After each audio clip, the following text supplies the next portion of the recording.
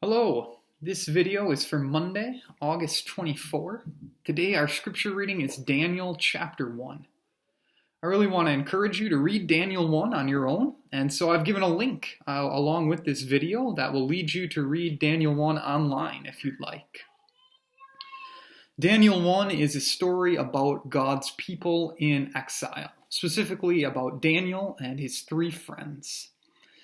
So Daniel and his friends are living among other people, beyond God's people, people that worship different gods, people that have a different culture, different customs.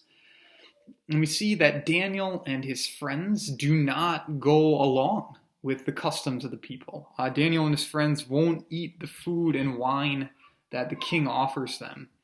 This food and wine may have very well been offered to idols as part of pagan worship before it was given to Daniel and his friends.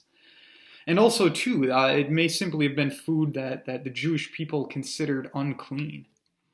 And so Daniel, rather than compromising his beliefs, says, we'll only eat vegetables and we'll only drink water. And God comes through for Daniel. Daniel and his friends end up looking better than the others that are eating this other food. But we also notice that while Daniel doesn't live the way the rest of the world around him does, Daniel doesn't just leave the world. He works as part of the government even. He serves this foreign king, this pagan king, and he works for good. He does his job well.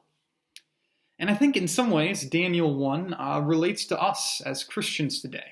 Now, Daniel 1 isn't giving us, the be-all, end-all example for how Christians should live in the world. But Christians, we believe that this world is not ultimately our home. As the New Testament says, our citizenship is in heaven. We're God's people. We belong to God's kingdom more than we belong to any nation here on this earth. And so God calls us not to live the way the rest of the world does. He calls us to live the way He teaches us to live, to hold on to our standards. But God also doesn't call us to separate ourselves from the world. We live in countries and among people here.